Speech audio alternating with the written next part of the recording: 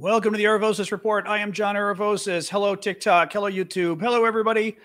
Here to talk, as always, about the latest news from Ukraine. Well, you'll be surprised to know that Vladimir Putin's lying about Ukraine today. What a surprise. Anyway, hey, everybody. Hello, Rowan, Sampler, and everybody else. Glad to see you all. As always, if you want to just do a quick hello and where you guys are from, that's always nice. I'm doing okay. It's warm in DC. It's actually a little too warm. I had to put on like the short sleeve shirt today because it's just like hot, which is thank you, baby shoe, for the lights. Anyway, yeah, as always, lots of news. Not as much as yesterday, so hopefully this won't go as long today. We'll have more time for Q&A, which will be good. God, what else?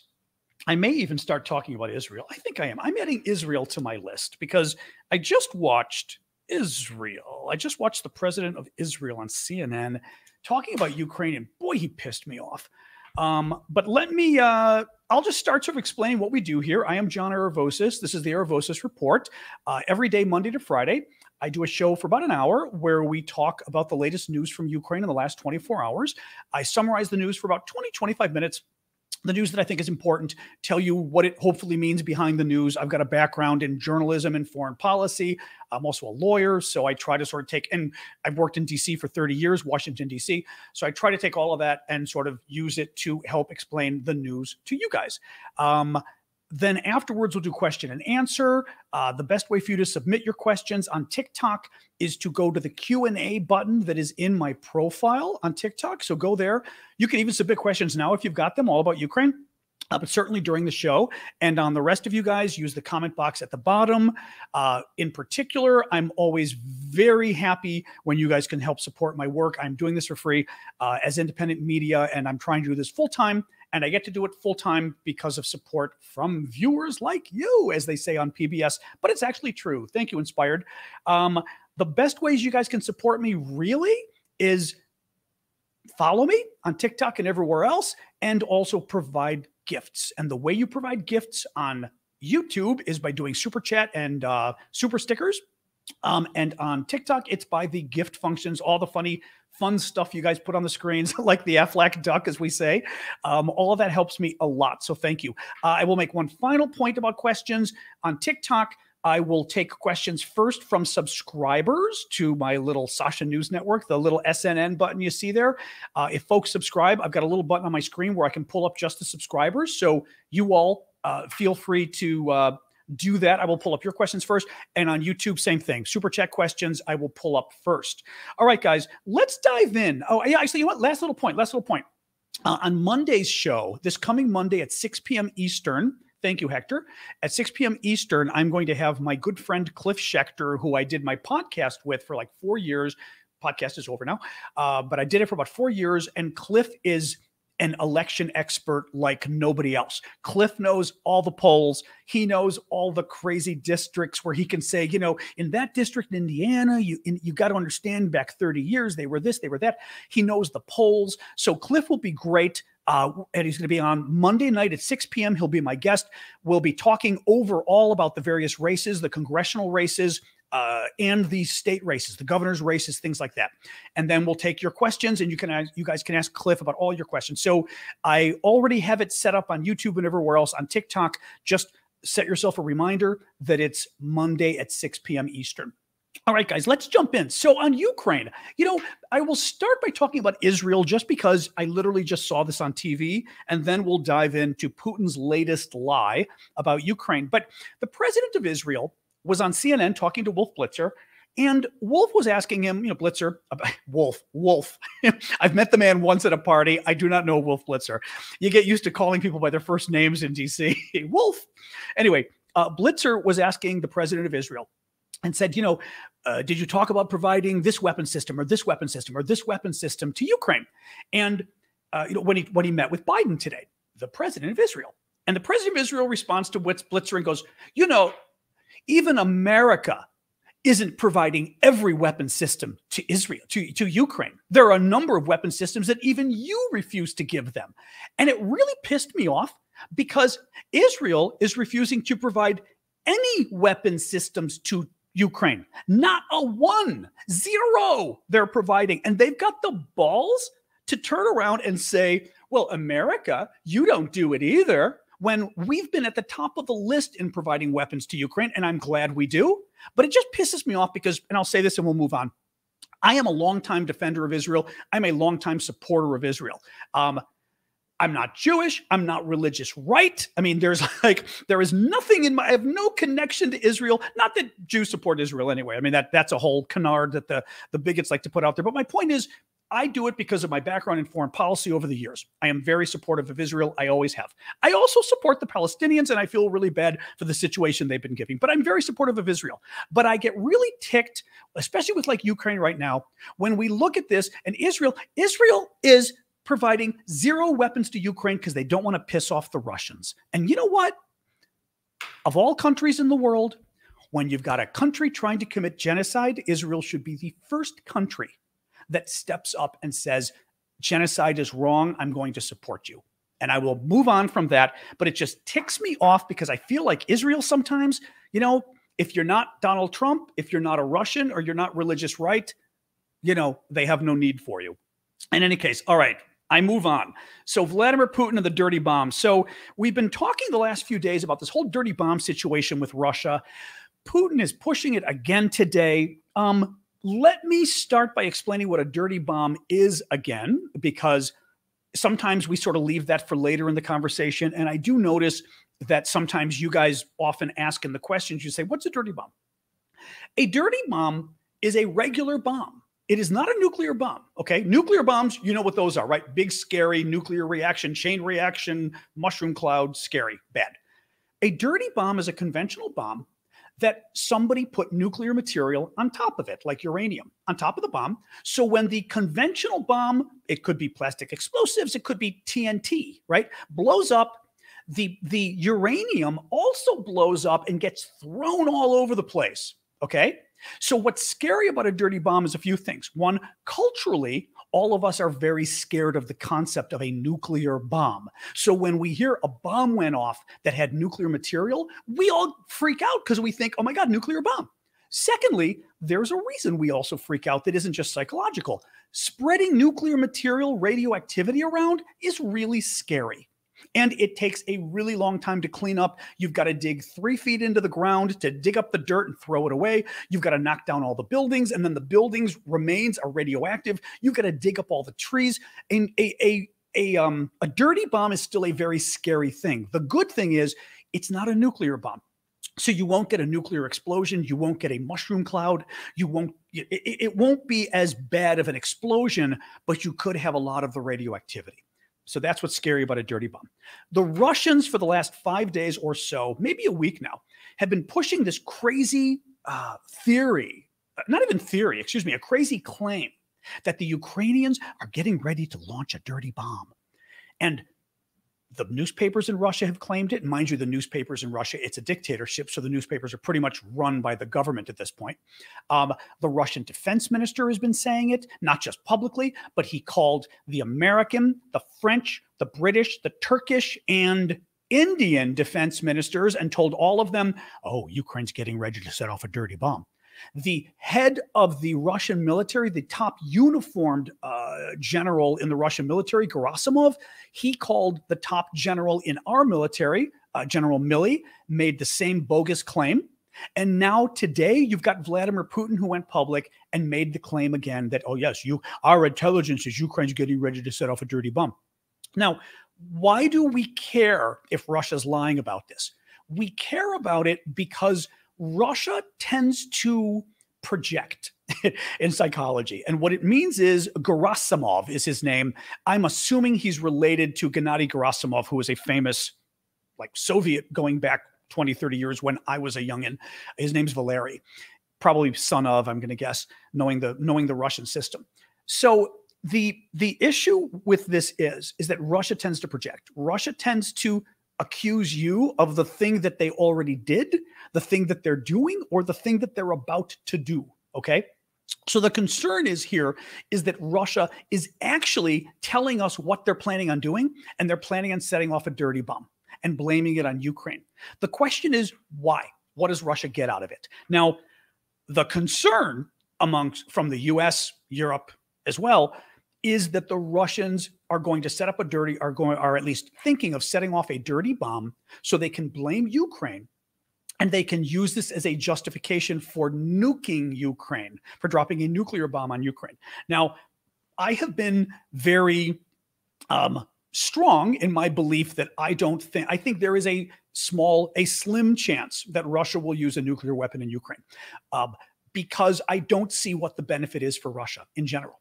In general, there's no military benefit. I read another analysis today. They really don't get a benefit out of dropping a nuke that they couldn't just use a regular bomb, okay? Because they're not talking about dropping, ICBMs, you know what I mean? Like, it's not Hiroshima-style nuclear bomb they're talking about these small ones. They don't provide a benefit.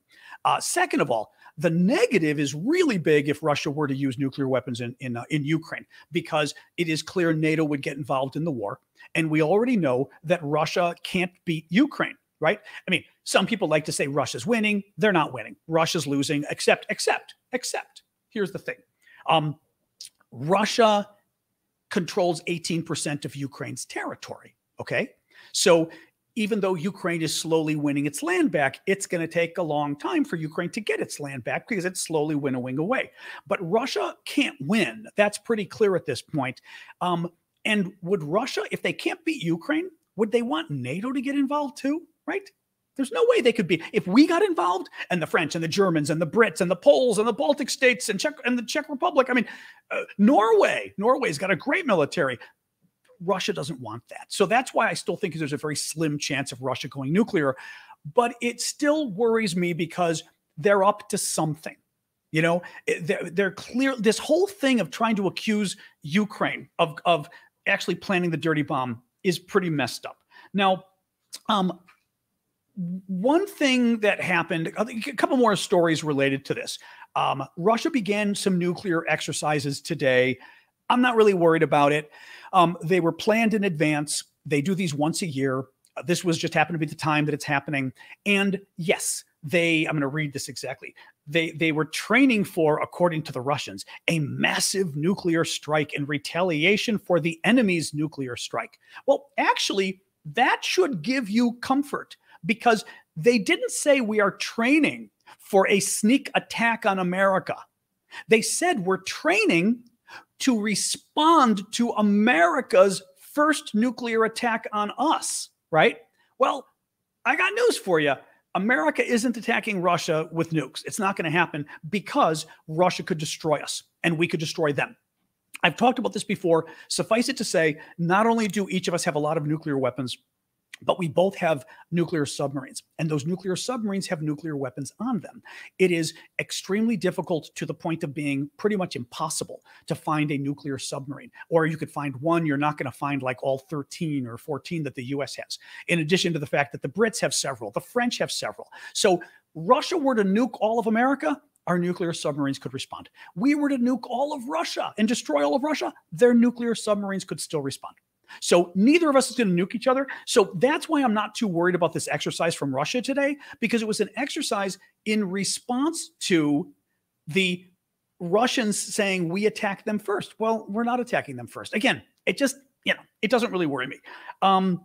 The Russian ambassador to the United Kingdom also said today, which I thought was interesting. I don't believe him, but it was interesting. He told CNN today that Russia will not use nuclear weapons in its war against Ukraine. Quote, Russia is not going to use nukes. It is out of the question, he told CNN's Christiane Amanpour. Defense Minister Shoigu assured every minister that we are not going to use nuclear weapons. This is what has been said by the defense minister and our president. That's actually not what they've been saying. What they keep hinting and saying things like, we're going to use every weapon in our arsenal. You better not attack our land. They've made repeated threats about nukes. And I will say this too, Russian foreign policy tends to be based on a lot of lies. In addition to being based on projection, where they accuse us of what they're doing, they lie a lot too. So if anything, the fact that their ambassador is saying we would never use nuclear weapons, that actually gives me more concern. Just like remember, up until the day they invaded, up until the day they invaded. The Russians didn't kept saying they weren't going to invade Ukraine, and look at this Western American propaganda that we're going to invade Ukraine, and then they invaded Ukraine. So keep an eye on that.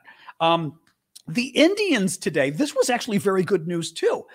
The Indian defense minister went public today, issued a statement because the Russian defense minister Shoigu had called him and started spouting the same garbage about Ukraine preparing to launch off a dirty bomb, etc.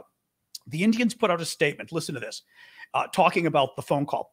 We reiterated India's position on the need to pursue the path of dialogue and diplomacy for an early resolution of the conflict. He pointed out that the nuclear option should not be resorted to by any side, as the prospect of the usage of nuclear or radiological weapons goes against the basic tenets of humanity. So So the Indians made clear that no one in this conflict had better use nuclear weapons. Well, first of all, there's only two people in this conflict, Russia and Ukraine. Russia's the only one that's got nukes. The Ukrainians don't.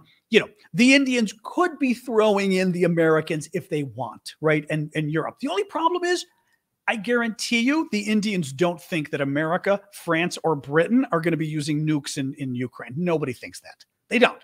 They're talking about Russia, and the Russians know they're talking about Russia. This was actually really good because the Indians, unfortunately, have been rather a little too friendly with the Russians. They've been abstaining from votes in the United Nations in order not to embarrass Russia. They also jumped in and bought a lot of Russia's extra oil, coal, and fertilizer that the Europeans and others weren't buying because of the sanctions. So the Indians stepped in and bought the extra stuff because the Indians wanted a bargain, but the Indians also wanted to help the Russians out, okay? So it is considered very significant that the Indians went public and said, Russia, you better not do this. That's good. And it's something America wanted. The US and NATO very much wanted the Indians and the Chinese to step forward and say this. PB&J is saying, what about China? What about China? So we haven't heard anything from China. That's all I can tell you. Let me reset really quick. I am John Aravosis. You are watching the Aravosis Report. This is my daily update about the news from Ukraine. The last 24 hours news. I summarize it, give you guys the best information, and then we do Q&A for about half an hour, questions, and I answer your questions. The best way you can help me, make sure to follow me on TikTok and all the other services. And if you can provide gifts too, that would be lovely, because your gifts on TikTok and everywhere else help support my work and keep me going, because I am doing this for free. So thank you guys. You help me pay the bills. The Russians, so back to the actual war itself, the front at least, the Russians are continuing to evacuate citizens from Kherson, from the north of Kherson. So Kherson, we've been talking about this a lot because the big part of the battle, thank you, Emberg, the big part of the battle has been going on in the Kherson province, which is over here, okay? Now, just to remind you, okay, on the magic board here, this is Crimea, which the Russians invaded and stole in 2014. Then they also stole some land out here as well, more or less, okay? Then in this invasion, they grabbed more land here and grabbed the land all the way down to here. So now the Russians control all of this, not all of it, but more or less what I'm pointing to, okay? This land in general is east or south of the Dnipro River. The Dnipro River starts all the way up here at the Belarusian border, goes through Kyiv, goes all the way down, and then here into the Black Sea, okay? Now, what is interesting with this, thank you for that on TikTok. What is interesting about this is almost all the Russian troops are south or east of this river, okay, right? They're down here, they're here, they're here, they're here. They're also north and west of the river in a small segment here in the region of Kherson. This is why you keep hearing so much about Kherson, because the Russians are getting pushed back pretty significantly by the Ukrainians in the northern part of Kherson, north of the river, and the town of Kherson, which is the capital of the region of Kherson. It's Kherson. The town here is in trouble. It is thought that the Russians are going to pretty much lose that town by the end of the year. If not in the next few weeks, there's going to be serious fighting going on. But this is why you keep hearing about this region. And if the Ukrainians are able to take back the area north and west of the river, the Russians are now south of the river. Well, that makes it rather difficult for the Russians to do a few things. Later on in this war, supposedly the Russians want to take the town of Odessa, which is over here, very important Ukrainian city. Well, it's hard to take Odessa if the Russians get pushed back to the other side of the river, right? Because if they're here on this side of the river, they can just race by land to Odessa. If they're over here, they've got to go by sea, not nearly as effective. So that's the first big thing. Secondly, in terms of even, let's pretend that the Russians end up holding this territory and the war ends. We don't want that, obviously. I don't think that's going to happen, but let's pretend that's what happens.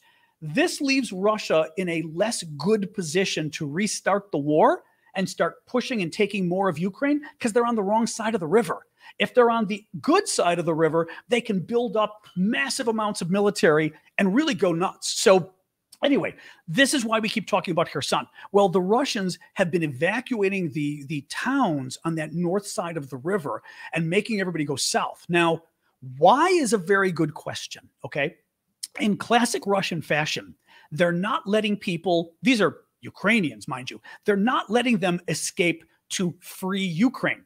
They're forcing them to go south across the river into other land that is occupied by Russian troops. Now, this is classic because we know in the other Russian territory, in the other Ukrainian territories that are occupied by the Russians, like Mariupol, the town of Mariupol, that was the one that was just bombed for a month, 2 months, really destroyed this poor town, 450,000 people. They got the population down to like 100,000 because everybody left. But when everybody left, the Russians forced them east to go into Russia. They wouldn't let them go here and go into the rest of Ukraine. So the same thing's happening here. Also, it's a propaganda ploy by the Russians. The Russians are telling the locals, oh, the Ukrainians are going to come in and they're going to kill all of you. They're going to bomb willy-nilly. They don't care about civilians. Remember I told you about projection at the beginning of the show, how the Russians like to accuse other people of the things that they do. It's the Russians that don't care about civilian casualties. And, thank you, Annie, and actually, it's the Russians who actually believe in civilian casualties. They actually believe that attacking civilians is a good strategy in wartime, and they do it. So in any case, they're evacuating more civilians. The hope is still in the next, I would say by New Year's, according to the Institute for the Study of War, a big think tank we all follow, by New Year's, the Ukrainians should be able to at least get back the town of Kherson and the region north of the river, which is a great place going into the winter, because going into the winter, things should slow down significantly. Oh, somebody had asked yesterday, thank you, Fleabag, for the hat. Somebody had asked yesterday about whether some of the defensive systems for air support, air defense in Ukraine had arrived yet. And actually, we just got news earlier today or last night. Thank you, Elle, for that. That Raytheon, it was today, Raytheon delivered 2 NASAMS systems, air defense, surface-to-air missile systems, to Ukraine a few weeks ago. They were being installed today. These are short-range air defenses against drones, ballistic missiles, and even jets. Now, 2 of them means I'm going to guess they're going to be installed around Kyiv. It's not like something that protects the entire country, but it's a start. And they're very advanced systems. They're Norwegian systems, very advanced, very good. Estonia, this was interesting too. So the Estonian foreign intelligence chief is on his way out of the job. He's retiring or whatever, and did an interview with an Estonian journalist. And he said that Russia's best units have been destroyed in this war, which means it lacks the personnel to train the 200,000 new draftees that it has. Now, this was actually a really interesting point that I hadn't considered, that I hadn't thought of, which was, sorry, my lips have been really badly dry lately, which is, we know that Russia doesn't have the supplies for these troops, right? We know that, thank you for the glasses, Fleabag. We know that they don't have enough ammunition. They don't have enough guns. They don't even have sleeping bags for these guys, right? It's been terrible. What I didn't realize was, because of all the top troops that Russia has lost in this war right now over the last 8 months, they don't have the qualified troops to actually train the new troops. So it's actually going to put that kind of a burden, and those are the kind of deficits that multiply, right? Because by not having these guys as trainers, now the new guys who are not getting trained well to start with are going to have even worse training, which will make them fight worse on the battlefield, which will do much better for the Ukrainians. So that's good. A few more stories, and then we'll jump right in here. This was really interesting. So there's a Russian anti-war group that has been bombing railroads in Russia in order to stop the Russian government from being able to provide war supplies to the front. Now, listen to this. This is from British military intelligence. On October 24th, well, that would be 2 days ago, the governor of Russia's Belgorod region, Belgorod, the town and the region are right here across the border from Kharkiv, Ukraine. So Belgorod, the town, is more or less where my finger is. The region is going to be more or less here, give or take, right? So this is where we're talking about. So now, actually, by the way, this is, well, let's get into it. So you see how it's right across the border from Kharkiv, and Belgorod is really one of the key supply places for supplying Russia's troops in the east. Big, very important for supplying Russia's troops. Okay, so the governor of Russia's Belgorod region announced that an explosive device had damaged the railway near the village of Novozhivkovo, approximately 15 kilometers from the Russian-Belarus border. The line is the main rail link between Russia and southern Belarus. So Belarus over here is Putin's puppet. This is a country run by a dictator named Lukashenko. He helped the Russians invade. He did not actually invade, but he let Russian troops come here and invade. Now he's letting Russian troops attack Ukraine from there. That's the country where there's been concern about whether they're going to invade or not. A lot of the experts don't think they're actually going to invade, but they're making it look like they're going to invade Ukraine in order to force Ukraine to move troops over there just in case. And the troops that it moves over there can't be on the front in the other part of the country. So that's what Belarus is. So listen to this. The Russian anti-war group Stop the Wagons claimed responsibility for the incident, an explosion on the railway. This is at least the 6th incident of sabotage against Russian railway infrastructure claimed by this anti-war group since June, and part of a wider trend of dissident attacks against railways in both Russia and Belarus. The Russian authorities have previously clamped down on the group. The Russian military primarily relies on rail transport for deploying forces to Ukraine, but with a network extending over 33,000 kilometers, it's almost impossible for them to stop perceived threats. So really interesting. It's just very interesting to me that you've got, in essence, a guerrilla network operating within Russia. Now, here's the thing. Are they Russians? Are they Ukrainians? Right? Like, who knows in the end? It could just as easily be a Ukrainian military group that's operating. I think it'd be pretty cool if it's a Russian group that's helping out. Just much more heroic, which I appreciate. All right, I'm going to wrap up here. Just real quick, the Russian and Belarusian ambassadors were barred from the Nobel ceremony by the Nobel people. You may recall that the Nobel Peace Prize was given to basically peace groups in Russia, Belarus, and Ukraine, caused a little bit of controversy with the Ukrainians. Typically, I guess the ambassadors from the countries where you won would be invited. Thank you, Emberg. And the Nobel Committee said, due to Russia's invasion of Ukraine, the Nobel Foundation has chosen not to invite the ambassadors of Russia and Belarus to the Nobel Prize ceremony in Stockholm. Russian media says that Mercedes-Benz is going to leave Russia and sell its assets. And finally, Germany is going to give Ukraine additional MLRS multiple launch rocket systems and howitzers. The MLRS is not unlike the HIMARS in some ways. I mean, it's a similar kind of system. There's differences, but nonetheless, close enough. Thank you, Arifa. All right, guys. See, it's only 6:30. This is good. All right. So that is my news summary. We've got a good half hour for questions and answers about all of this and discussion. What I will tell you guys on TikTok again, go to my profile, look for the Q&A link, and you can leave questions there. I will start with my subscribers. So Oh, thank you, Flower Lady. That's very cool. I don't see that one very often. I will start with my subscribers, though, my SNN subscribers on TikTok. So if you guys have a question, post one. I will go to that in a second. And the same thing on YouTube. Obviously, I will start with the super chat, but of course, the rest of you are free to pose questions as well. Why don't we attack? Thank you for the hat there.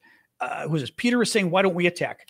You know, the thing, Peter, I mean, there's a lot of reasons. We are still afraid of, thank you for the origami there. We're still, well, okay, we don't want to get into a war with Russia, basically, okay? There is concern, and I can appreciate it, that we've got nukes and Russia's got nukes, and even a conventional war for the two of us to be literally fighting each other runs the danger of getting bigger and bigger and bigger, right? Because, for example, you know, if we start bombing Russia, do we end up taking some Russian territory? If the Russians see us taking their territory, do they use nukes against us? It just gets really dangerous. I mean, that's really the main reason. It's just too dangerous. And as I said, we worry about what Russia might do in response. So, you know, that's the big reason. Okay, just saying thanks, Carol. Thank you. All right, not seeing any questions from the subscriber people here. That's okay. Hi, Dragana. So what Mercedes did is they announced that they're selling their, let me read here. German car maker Mercedes-Benz plans to sell its Russian assets to local car dealer Avtodom, according to Russian-controlled news agency RIA Novosti. According to the Moscow Times, Mercedes-Benz confirmed it intended to quit Russia. So they're selling their assets to local businesses and leaving. As for Germany, Germany is going to be providing Ukraine with 2 additional Mars 2 multiple launch rocket systems and 4 howitzers. So there. I will say this, you know, Germany, there sometimes is a large gap between Germany's promises and Germany's fulfillment. So let's see what happens with that. Thank you. Thank you, Merrick. What else we got here? All right, you know what? Let me look here on TikTok in the Q&A. Yep, someone tried to call me when I was on with you, but I'm going to guess it was spam. It always is. All right, Q&A. If they use a dirty bomb, will the USA go into Ukraine? Well, you know, there's a couple questions here. One, if the Russians use a dirty bomb, and just to remind people, a dirty bomb is a conventional bomb that has nuclear material attached to it. So when the regular bomb goes off, it throws plutonium all over or uranium, all over the place. Thank you for the gift there. It throws uranium all over the place. Okay. That's what, who was that? Loyalty. Thank you, Loyalty, for that. It throws the uranium all over the place and scares the hell out of people and causes radiation damage. The question becomes for the US and NATO, do we treat a dirty bomb the same way we treat a nuclear bomb? Or do we treat it as something a little bit less? For example, if Russia uses nukes, it is expected that we will definitely enter the war, right? If they use a dirty bomb, do we do something less? And by less, I mean, first of all, it all depends what you mean by entering the war, right? I think, for example, if Russia were to use a nuclear bomb, a small nuke, for example, in Ukraine, I think at the very least, you would see the United States enter the war in NATO to the degree that we would establish a no-fly zone. We would say, okay, that's it, Russia, no more. We're putting our planes in place, the aircraft carriers, everything else, and you are no longer flying any planes over that territory. If we see it, a drone, a plane, whatever we see, we're knocking it down. If you turn on your radar, we're blowing it up. If you turn on your surface-to-air missiles, we're blowing it up. And Ukrainian planes are now going to be able to fly wherever they want and conduct all sorts of combat missions. I think that's the least that would happen with a nuclear attack. A dirty bomb, I don't know. Now, watching the former American generals on TV, they talk a lot. I watched Spider Marks today. It was very good. He feels that even a dirty bomb should require us to go in and start basically, you know, putting American soldiers on the ground and start fighting. So in the end, it's going to depend obviously on President Biden and the European governments. A nuke, we're certainly getting involved. Yes. I think we're going to still try. Here's the thing. Let me stick with this, okay? The reason I think a no-fly zone becomes interesting if Russia uses a nuke or even a dirty bomb is because the no-fly zone still lets us put the burden on Russia, okay? We come in and say, we tell Russia by tomorrow at midnight, we are establishing a no-fly zone, and any Russian plane that flies within 10 miles of Ukraine or 20 miles, 50 miles, whatever, is going to get blown out of the sky. Any Russian surface-to-air missiles that get turned on will be blown up. Any Russian radar that's turned on will be blown up, okay? That doesn't mean we're blown. That doesn't require us to blow anything up. We simply come in and say, Russia, if you take off, we're blowing you up. But if you don't take off, we're not blowing anything up. So it really puts the burden on Russia so that Russia knows if they take off, they're getting blown up. So if Russia takes off, it was Russia's decision to get blown up is the point there. Rather than us saying, if there's a dirty bomb or a nuclear bomb, we're coming in and we're destroying Russia's Black Sea fleet. I'm not opposed to it, but I think the no-fly zone gives us a little more of a position of basically blamelessness to a degree. Anyway, what else we got here? Let me go back to subscribers because I think you guys were. How much of an impact are Russian protesters having? Do they stand a chance of making change happen? I don't think so. Now, I will say this. I think these guys that are blowing up train tracks are certainly helping a lot, Emberg. I mean, that's not a bad thing. You know, I mean, it's certainly helpful. We haven't heard a lot about protests around the country.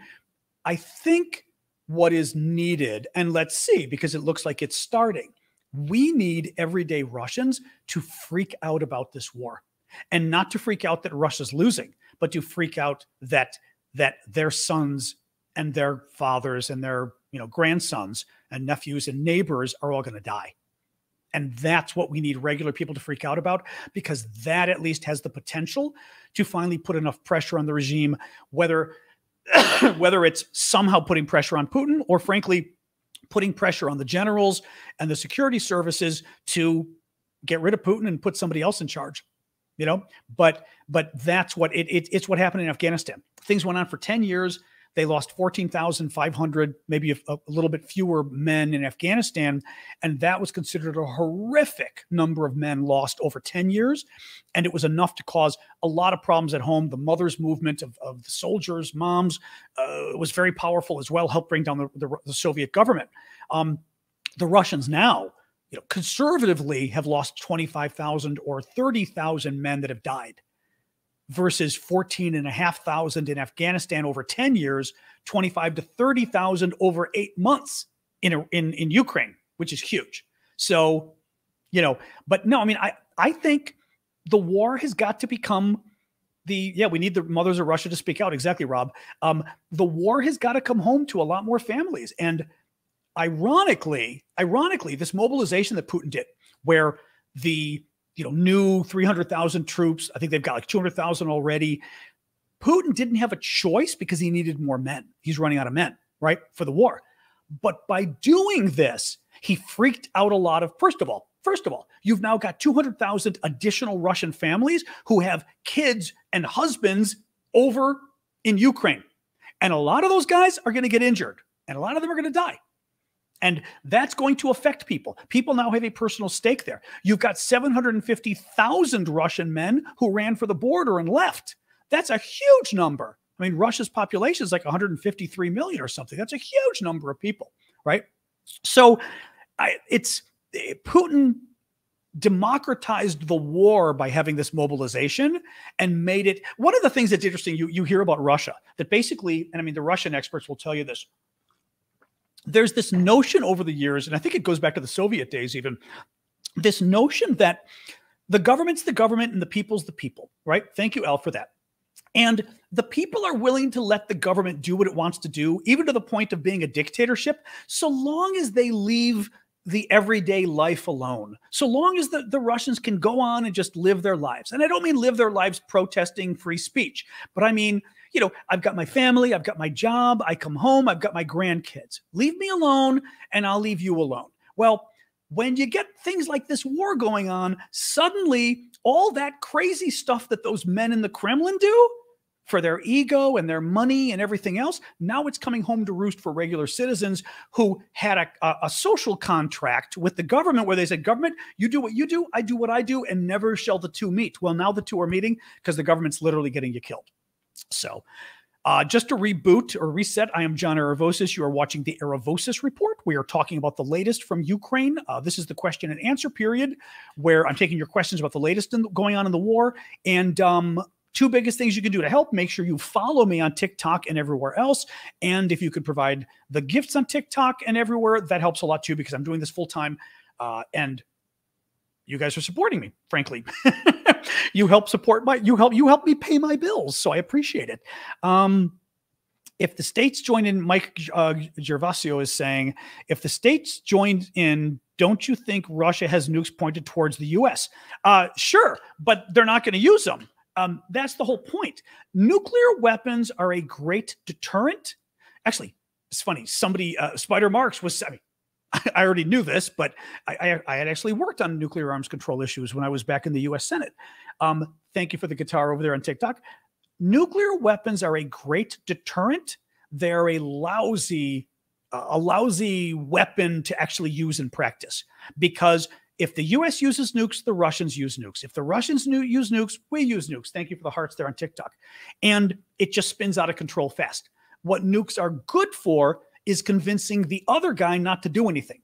So Russia's nukes make us careful. Our nukes make Russia careful. So no, if Russia were to do something that caused the US to enter the war on a conventional level, basically Russia using nukes, and we go in conventionally and do something, Russia's not going to use nukes against us, because if Russia uses nukes against us, we're going to use nukes against Russia. That is the policy, and that is the guarantee. And if that happens, we're going to have a nuclear war. And the thing to keep in mind here is, you've always got to keep in mind that, generally speaking, I mean, outside of, maybe Saddam Hussein or Gaddafi, well, I shouldn't say Hussein, but Gaddafi in Libya was definitely kind of woo-woo, right? That man, thank you, Andy. But Vladimir Putin, I think, is a very sane man. I think he's an evil man. I also think he's making a lot of bad decisions, but I don't think he's crazy. Putin is going to decide what is best for his country. I would say to you, you need to explain to me why Putin using a nuke against America advances some goal of Russia. Why Putin using a nuke against America would leave Putin and Russia better off after they nuked us than before they nuked us. It wouldn't, because then we'd be in a nuclear war. We'd nuke them back. So I think nuclear weapons are great threats, but that's all they are. They're not to be used. And that, by the way, that's also why if Putin were to use a nuke in Ukraine, we would have no choice but to respond, not nuclear, but respond in a conventional way by blowing up whether the Russian fleet or something, because we cannot let the precedent be established that nuclear weapons are going to be, World War II, yeah, it was 70 years ago, okay? I mean, we can actually, 75 years ago. We cannot let the precedent be established again today that we're all going to start nuking each other. And anyway, that's my take. Are we closer to nuclear war or not? Well, here's the thing, Franny. Sure, this is what gets me nuts.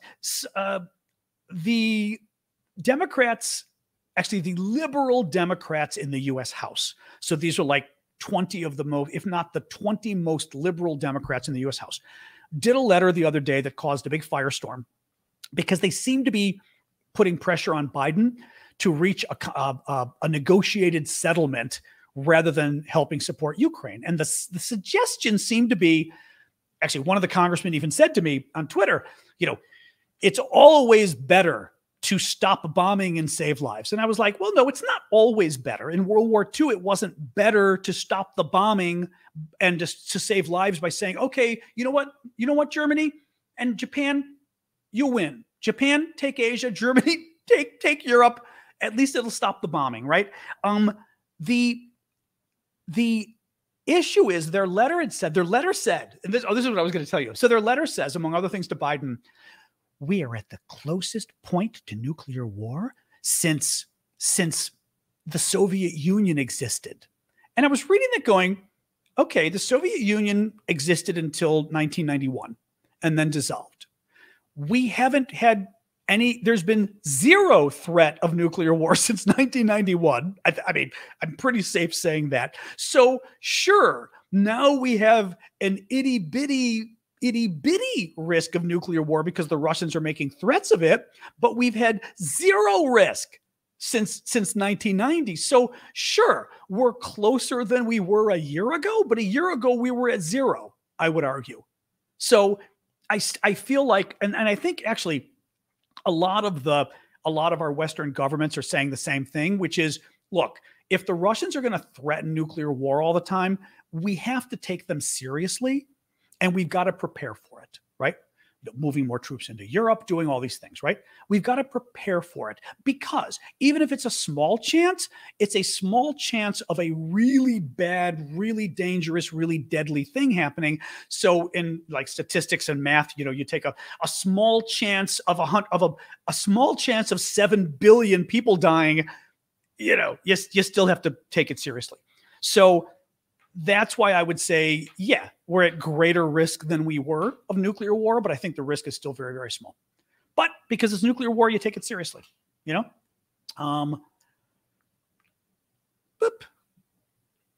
Let me look here. That's interesting. I mean, Dragan is saying, I have a theory Putin would do it just to prove himself right about poor Russia being attacked by the evil Anglo-Saxons. I mean, the thing is, Dragana, as I said, but what happens next? Okay, let's say Putin nukes Ukraine so that America will attack Russia or whatever. But then what? If America, okay, Putin's able to say, aha, I told you, this wasn't Ukraine. This was actually America and NATO. They're the ones we're at war with. Okay. And maybe Putin gets an initial boost at home of all the Russians going, aha, those evil Americans, you're right. Let's defeat the evil Americans. Well, as the old joke goes, you and what army? What military are the Russians going to use to defeat America and 29 other NATO countries when, oops, sorry, I hate that. My dryer has a buzzer on it. Every time I've had this thing for 13 years, every time it goes off, it makes me jump. But what the Russians can't defeat the Ukrainians. The last thing they need is for the Americans and all of NATO to join the war, right? I mean, I don't need to go through all the countries. There's some NATO countries that are pretty small. But otherwise, generally speaking, there's a lot of NATO countries that could kick Russia's butt at this point. And all of us combined, absolutely. So again, I come back to that point I raised before of you've got to look at, I'm sorry. So let me conclude there. So my conclusion there was, as I said, my lips have been really dry, so I keep putting stuff on them. My conclusion there was that, yes, Putin attacks Ukraine with a nuke. Putin gets America to enter the war. Putin gets a big bump at home by saying, look, those evil Americans entered the war. Okay. What kind of a bump is Putin going to get in the polls when he loses the war to America and NATO? Because that's what's going to happen if we enter the war. Putin's going to get overthrown if he loses the war to NATO, and he will. I mean, within a very short period of time, NATO is going to be kicking the Russians out of Ukraine. What's he going to do? Go nuclear? Again, why? I mean, he can threaten it, but why? So I still feel like he's not going to do it. He gets no benefit out of it. Any case. All right, let me look again. So the cry for a holy war. Actually, PB&J is making a point that I forgot to raise today. So PB&J is asking on TikTok, on YouTube, excuse me, will the cry for a holy war have any effect on the war and the post-war? So the Russians in the last few days, especially, have been trying to make this war appear like it's a holy war against the West. Now, a couple different, some evidence of it, but a couple different reasons. One of the stories I told you yesterday that was a very funny story, but actually was very serious. The Russians are claiming in their state media, and this is somebody from the Russian Security Council, very big, serious body advising Putin, of his top advisors, right? And the Security Council claimed that Ukraine has been taken over by Satanists, the devil worshippers, and Russia must go into Ukraine to de-Satanize Ukraine. I mean, it's crazy stuff, right? Well, I know Satan drink, right? I mean, crazy stuff. But with all the other reports going on about how Putin's trying to make this look like a holy war, that fits into it. Now, going into this, actually going back years, Putin for a while now has been trying to curry favor, well, with his own people, with conservative religious Americans, conservative religious Europeans, and conservative religious people around the world, right? Because you look at a lot of the more conservative Catholics, for example, are in Africa, maybe possibly Latin America.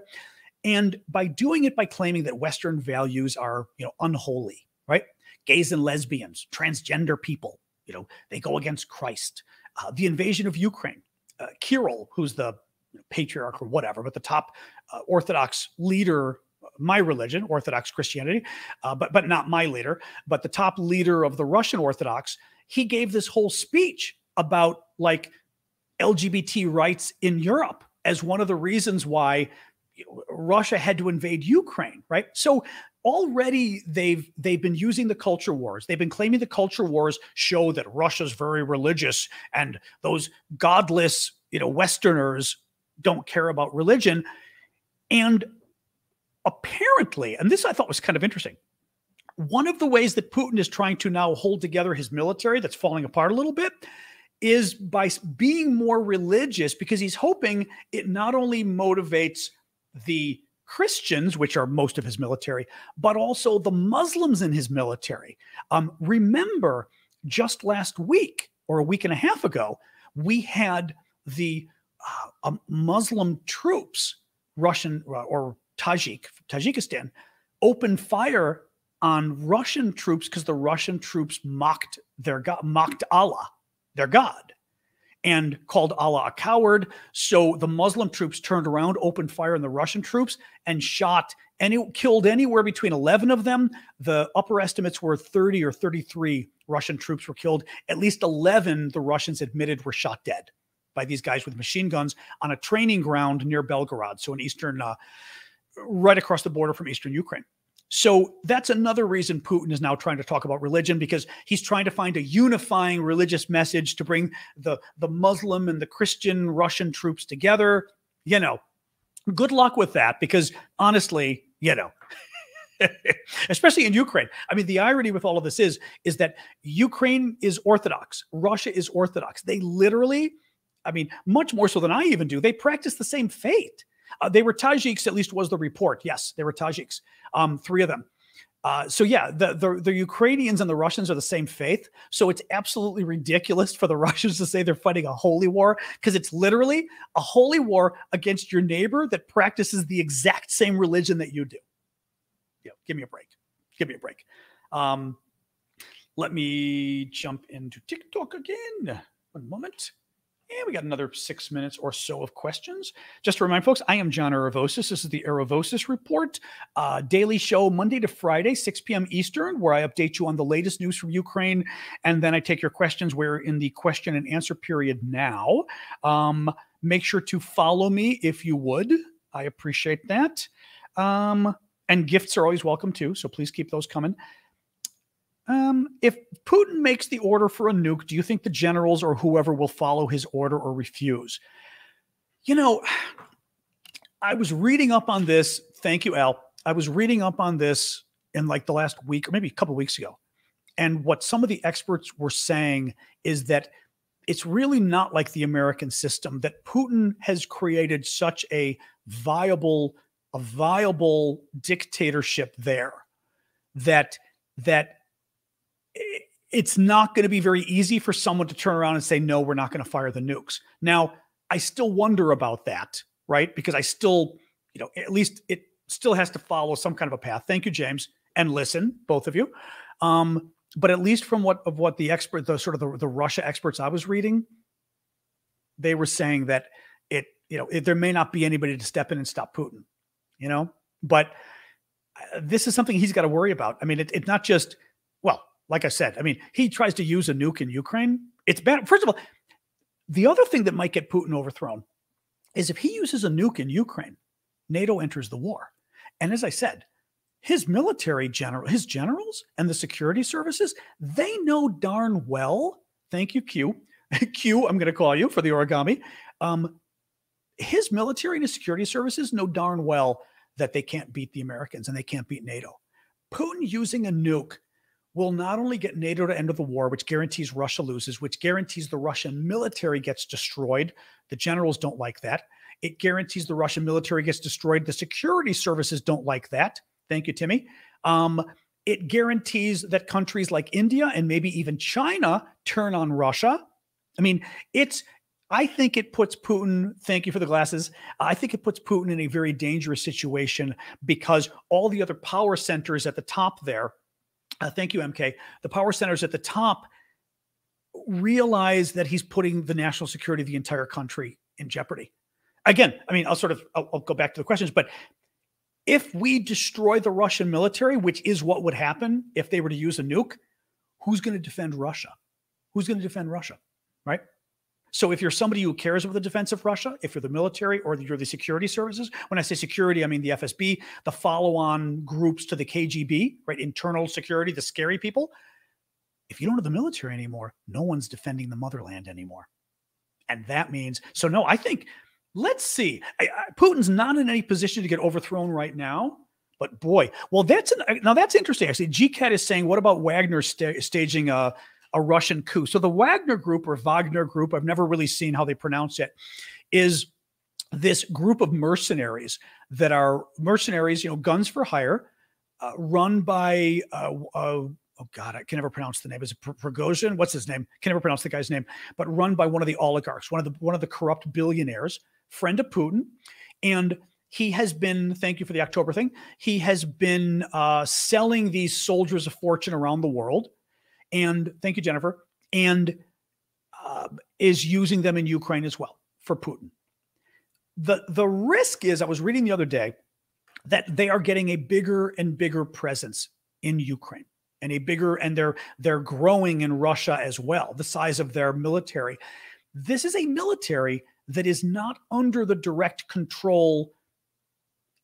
It's independent, at least, I mean, quasi-independent of the defense ministry, right? And potentially a power that is separate from Putin himself and can be very dangerous to Putin. And that's at least some of the analysis I was seeing in the last week was saying eventually these guys could start to pose a threat to Putin himself. And Putin is known to be very paranoid. So eventually he may even take on the Wagner group and go, you know what? Maybe we don't disband you because you do good work, but maybe we kill the guy running it and put a new guy in charge, which God knows Putin would be the first person to, or take the guy that was in charge and throw him in jail.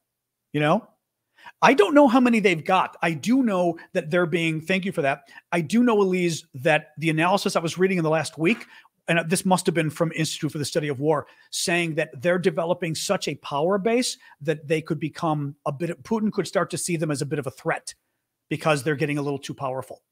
So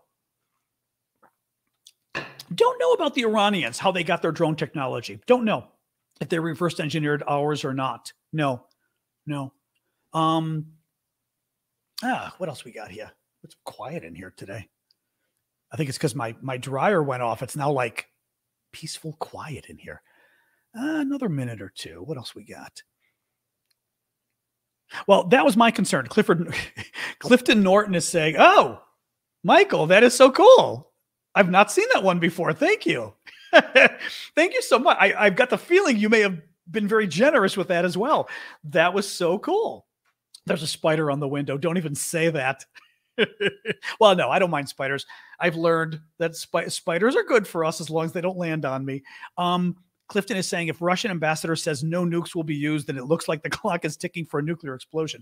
That's the concern, is that, the Russians, when the Russians, I'm turning on my little fan here, when the Russians first went into Ukraine, they said they weren't going to go into Ukraine, and then they did. So there's a little bit of concern as to, what comes next when the Russians say we're not going to blow you up. Who is standing behind you? See, now the thing you forget, oh, TikTok funny people, is I'm looking at my own picture on TikTok so I can see behind me. And I have Sasha the Wonder Dog who would protect me from any crazy people entering the apartment. So, oh, he is popular. He's not, I didn't say he was losing control, Three Graves. All right, I'll look for one more question here. Let me look here. Beep, beep, beep, beep. You are late, James Boudreau. Okay, Persian, I will look here. The only problem is when you guys send Q&As, I can't always see who sends them. There's always like a process for clicking through the question. Let me see here.